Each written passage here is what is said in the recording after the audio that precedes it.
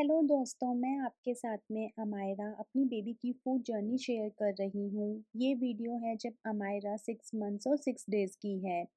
आज सॉलिड्स का डे 6 है और मैंने अमायरा को फिर से कैरेट प्यूरी खिलाया। फ्रूट्स के बाद मैंने वेजिटेबल स्टार्ट किया था और मैंने सोचा कि स्लोली स्लोली वेजिटेबल्स इंट्रोड्यूस करना स्टार्टिंग में ही बेस्ट रहता है।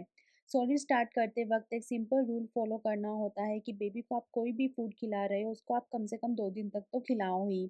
इससे हमें क्लियर हो जाता है कि बेबी को उस फूड से कोई एलर्जी, रैश या कोई डाइजेशन इशू तो नहीं हो रहा है। इसी वजह से मैंने अमायरा को आज भी कैरेट प्यूरी ही दिया। तो चलो पहले मैं आपको बताती हूँ कि मैंने वो कैरेट प्यूरी कैसे बनाया। और मैंने अमायरा को मॉर्निंग में 11:30 पे ही आज कैरेट प्यूरी खिलाया था। बाकी पूरे दिन मैंने उसको ब्रेस्ट फीड करवाया। सबसे पहले तो मैंने क्या किया कि मैंने एक मीडियम साइज़ का कैरेट लिया और उसको अच्छी तरह से वॉश कर लिया और फिर उसे पील कर लिया। उसके छोटे-छोटे पीसेस कट किए, फिर मैंने उसको थोड़ा पानी के साथ में बॉईल कर दिया। बॉईल करते वक़्त मैंने 1 सीटी तेज़ पे और 2 सीटी कम गैस पे लगवाई थी। बॉइल्ड कैरेट को मैंने ब्लेंडर में डालकर स्मूथ प्यूरी बना लिया था। अगर आप चाहो तो आप फ़ोर्क से भी मैश कर सकते हो, बस बिल्कुल स्मूथ कंसिस्टेंसी होनी चाहिए, लम्प्स बिल्कुल भी नहीं होने चाहिए। अगर आपको लगता है कि कैरेट के अंदर खुद में वाटर नहीं है, तो आप ब्लेंड करते वक़्त 1-2 स्पून बॉइल्ड वाटर डाल सकते हो। अगर प्यूरी थोड़ी-सी भी थिक हो जाए तो आप थोड़ा बॉइल्ड और कूल्ड वाटर ऐड करना, ताकि उसकी जो कंसिस्टेंसी है वो थिन बनी रहे। कंसिस्टेंसी जो मैंने आपको यहाँ पे दिखाई है वो एकदम परफेक्ट है 6 मंथ बेबी के लिए। जब मैंने अमायरा को कैरेट प्यूरी खिलाया तो स्टार्टिंग में तो उसने मुँह नहीं खोला, तो मैंने उसको थोड़ा-सा मुँह इसका ऐसे करके उसको थोड़ा-सा फर्स्ट टेस्ट कराया। जैसे ही मैंने उसको थोड़ा-सा टेस्ट कराया उसके बाद में उसको इंटरेस्ट आने लगा और फिर उसने बहुत ही ज़्यादा पीसफुली खाया। मुझे लगा कि उसको टेस्ट पसंद आया है क्योंकि उसने बिना कुछ फस क्रिएट किए प्यूरी ख़त्म भी कर दिया था।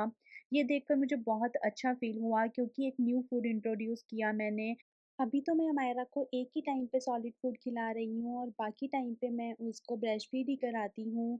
आज मैं अमायरा के लिए काजल बनाऊँगी। मैं अमायरा को आँखों में तो काजल अभी नहीं लगा रही हूँ, लेकिन मैं उसको काला टीका लगाती हूँ। तो मैं आपको दिखाती हूँ कि वो मैंने कैसे बनाया है। एकदम नेचुरल तरीका है काजल बनाने का और बहुत ही ज़्यादा डार्क होता है, फैलता भी नहीं है। इसका जो टेक्सचर है वो भी एकदम स्मूथ होता है। एकदम ऐसे आँखें चमकने लग जाती हैं जब भी हम इस काजल को लगाते हैं। तो सबसे पहले आप मिट्टी के 2 दिए ले लो। तो जो दिए हैं उनको आप एकदम अच्छे से वॉश कर लेना, उसके बाद में धूप में सुखा लेना क्योंकि इसमें थोड़ी-सी किरकिर होती है। उसके बाद में हमें कुछ इस तरह से सेटिंग करनी होती है कि हम एक दिया नीचे रखें जिसके अंदर हम बाती और बादाम जलाएँगे और दूसरा दिया इसके ऊपर रखेंगे। तो देखो अगर मैं इस तरीके से वो दिया इसके ऊपर रखती तो वो पूरा नहीं आ रहा था, है ना? तो हमने इस तरह से एक प्लेट ली। अब ये इसके ऊपर पूरी आ रही है, ये थोड़ी-सी ज़्यादा चौड़ी है ताकि ये इन दोनों के ऊपर अच्छे से पूरी आ जाए। लेकिन अब मुझे क्या प्रॉब्लम दिखा कि ये देखो इसके यहाँ पे गैप बहुत ज़्यादा है। यहाँ पे गैप ज़्यादा होने से क्या हो रहा था कि अगर मैं इसको बाती को ऐसे जलाऊँगी तो जो काजल है वो उसमें इकट्ठा नहीं होगा। तो इसकी सेटिंग हमें कुछ इस तरह से करनी होती है कि जो हम बादाम को जलाएँगे तो फिर जो उसकी लो है वो थोड़ी-सी बर्तन के पास में हो, ताकि जो काजल है वो बर्तन के अंदर इकट्ठा हो सके। उसके बाद में मैंने 6 मामरा बादाम ले लिए। अब हम दिए के अंदर 1 चम्मच प्योर देसी घी डाल लेंगे। उसके बाद में जो हमारे ये 6 मामरा बादाम हैं, उसको हम इस दिए के अंदर डालेंगे और सारे बादामों के ऊपर अच्छे से घी लगा लेंगे। ऐसा करने से क्या होता है ना कि ये जो बादाम को जब हम इस पे आग लगाएँगे तो ईज़िली आग पकड़ लेता है। अगर इसमें बिल्कुल भी घी नहीं होगा तो फिर ये आग नहीं पकड़ेगा। अब हम इसके अंदर एक बाती भी रख देंगे, उसको भी एकदम अच्छे से हम घी के अंदर डुबो लेंगे और उसके बाद में हम बाती को जला लेंगे। बाती के जलने के बाद में हम एक-एक करके सारे बादाम को जलाएँगे। बादाम को डायरेक्ट गैस स्टोव के ऊपर कभी भी मत जलाना क्योंकि ये बच्चों की आइज़ के लिए बिल्कुल भी सेफ़ नहीं है। गैस स्टोव की जो गैस होती है वो बिल्कुल भी सही नहीं रहती है बच्चों की आइज़ के लिए। तो अगर आपको ऐसे बादाम पकड़ने में थोड़ा-सा डर लग रहा है तो आप चिमटे से कर लेना, मैं भी आगे जाके चिमटा यूज़ करूँगी। इसमें थोड़ा टाइम लगता है, जो बादाम है वो आग पकड़ने में थोड़ा टाइम लगाता है तो थोड़ा पेशेंस रखना। मतलब कि इतना भी टाइम नहीं लगता, 10-15 सेकंड्स लगते हैं, लेकिन ऐसा नहीं है कि 1 सेकंड के अंदर वो जल जाता है। स्टार्टिंग के अंदर बस आपका जो बादाम है वो थोड़ा ब्लैक-ब्लैक सा होगा, उसको फिर साइड में रखते जाओ, फिर थोड़ा-सा और इसको आग में रखोगे तो फिर वो आग पकड़ेगा। पहले वो सिर्फ़ ब्लैक-ब्लैक होगा। अब चिमटे की सहायता से सारे बादामों को जला-जला के नीचे रख दूँगी इसके अंदर। सारे बादामों पे आग लगा के उनको एक साथ कर देना ताकि बड़ी सारी लो निकले। अब जो ये दिया है उसको मैं दूसरे वाले दिए के ऊपर रख दूँगी जो मैंने सेटिंग किया था और उसके बाद में मैं इसके ऊपर स्टील की प्लेट रखूँगी। अब मैं आपको एकदम ऑथेंटिक दिखाती हूँ कि मुझे क्या प्रॉब्लम आई थी। पता है अभी भी इसके अंदर इतना ज़्यादा गैप था और अभी भी क्या कहते हैं जो लो थी वो स्टील के वो बर्तन के पास में नहीं जा रही थी और काजल नहीं बन रहा था। तो फिर काफ़ी सारे कॉम्बिनेशंस ट्राई करने के बाद में जो मैंने फाइनल सेटिंग की मैं आपको वो दिखाती हूँ।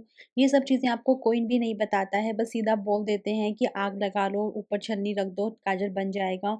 लेकिन एक्चुअली सारी मेहनत ये है, सारा दिमाग भी यहीं पे लगता है। इसीलिए मैंने आप लोगों के लिए सबसे ईज़ी सेटिंग की है। इसके अंदर अब क्या है देखो दोनों साइड के अंदर जो ग्लास लिए आप किसी भी तरह के ले सकते हो और जो दिए हैं आप एक के ऊपर एक दिए कितने भी लगा सकते हो, आपको जितना ऊपर करना है और ऊपर की जो प्लेट है उसकी जगह आप कोई भी प्लेट ले सकते हो। अब ये देखो कितना बढ़िया और कितना आसानी से काजल बन रहा है, कुछ भी नहीं करना है 10 से 15 मिनट अपना कोई भी काम करो और इसको ऐसे ही रहने दो। उसके बाद में मैं अब इस प्लेट को हटा लेती हूँ। आप देख सकते हो एकदम नेचुरल, सेफ और बहुत ही डार्क कलर का काजल बना है। आप इसे ऐसे ड्राई फॉर्म में भी रख सकते हो और सूखा यूज़ कर सकते हो सुरमे की तरह। उसके अलावा अगर आप चाहो तो आप इसके अंदर 1 ड्रॉप देसी घी का डाल सकते हो और इसे मिक्स कर सकते हो और जैसे लिक्विड से काजल आता है वैसा आप यूज़ कर सकते हो। छोटे बच्चों को आराम से लगा सकते हो, इनफैक्ट कि न्यूबॉर्न बेबीज़ को भी लगा सकते हो, एकदम नेचुरल और सेफ़ है। आप एज़ ए आईलाइनर भी यूज़ कर सकते हो खुद के लिए। उसके अलावा अब आप इसके ऊपर एल्युमिनियम फ़ॉइल से इसको आराम से कवर कर सकते हो और ऐसे ही रख सकते हो। इस दिए को भी आप दोबारा यूज़ कर सकते हो जब आपको और एलिमेंट्स को ऐसे बर्न करना हो और काजल बनाना हो। और अगर आप चाहो तो आप किसी छोटी-सी डब्बी के अंदर भी इस पूरे काजल को स्टोर करके रख सकते हो। एकदम डार्क और ब्यूटीफुल ब्लैक कलर आता है, मैंने अपनी दोनों बेटी के लिए यही यूज़ किया है। लीज़ा को भी यही लगाया था काजल और अब अमायरा को भी मैं यही काजल लगा रही हूँ।